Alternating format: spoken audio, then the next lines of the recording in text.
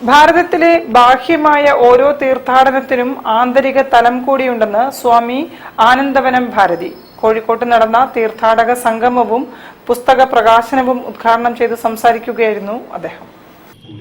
ശിവാനന്ദ യോഗ വിദ്യാപീഠത്തിന്റെ ആഭിമുഖ്യത്തിൽ തീർത്ഥാടന സംഗമവും പുസ്തക പ്രകാശനവും നടന്നു. മഹാമണ്ഡലേശ്വർ സ്വാമി ആനന്ദവനം ഭാരതി ഉദ്ഘാടനം ചെയ്തു. തീർത്ഥാടനത്തിന്റെ മഹത്വമാണ് ഭാരതം ഉയർത്തിപ്പിടിക്കുന്നതെന്ന് അദ്ദേഹം പറഞ്ഞു. തീർത്ഥാടനത്തിൽ ഏറ്റവും ശ്രേഷ്ഠം ഹിമാലയ തീർത്ഥാടനമാണെന്നും വലിയ സ്വാസ്ഥ്യം തരുന്നവയാണ് ഹിമാലയത്തിലെ ഓരോ തീർത്ഥസ്ഥാനവുമെന്നും അദ്ദേഹം കൂട്ടിച്ചേർത്തു. ഇന്നും യമുനോത്രിയുടെ മുകളിലേക്ക് പോകുന്നത് വളരെ പ്രയാസപ്പെട്ട യാത്രയാണ്. 2 ദിവസമൊക്കെ എടുത്ത് കുത്തനെയുള്ള കയറ്റങ്ങളോട് കൂടി വേണം യമുനോത്രിയുടെ മുകളിലേക്ക് ആ യമുന നദിയുടെ യഥാർത്ഥ ഉത്ഭവസ്ഥാനത്തിലേക്ക് പോകുക. അവിടെ നിന്ന് 13 കൈവഴികളായിട്ടാണ് ഒരു വലിയ തടാകത്തിൽ നിന്ന് യമുന ഉത്ഭവിക്കുന്നത് എന്നുള്ളത് സ്കന്ദപുരാണത്തിൽ എഴുതിയിട്ടുണ്ട്.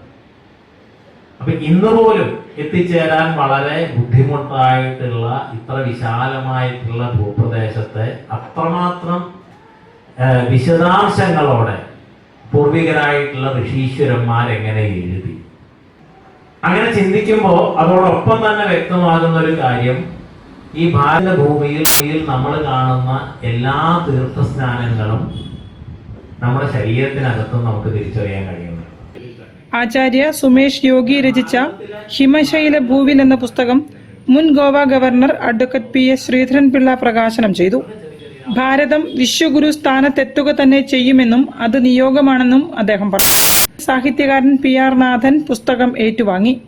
ആചാര്യ സുരേഷ് യോഗി അധ്യക്ഷനായിരുന്നു. കവി PP ശ്രീധരൻ, പത്രാധിപർ ഡോക്ടർ NR മധു, യോഗാചാര്യൻ ഡോക്ടർ N വിജയരാഘവൻ തുടങ്ങിയവർ സംസാരിച്ചു. ഡോക്ടർ ശ്രീശൈലം ഉണ്ണികൃഷ്ണൻ പുസ്തകം പരിചയപ്പെടുത്തി. TK സുധാകരൻ, N ശ്യാം തുടങ്ങിയവർ പരിപാടിക്ക് നേതൃത്വം നൽകി. News bureau, Kozhikode. തിരിച്ചെത്തിയ പ്രവാസികൾക്ക് ഓട്ടോ, കാർ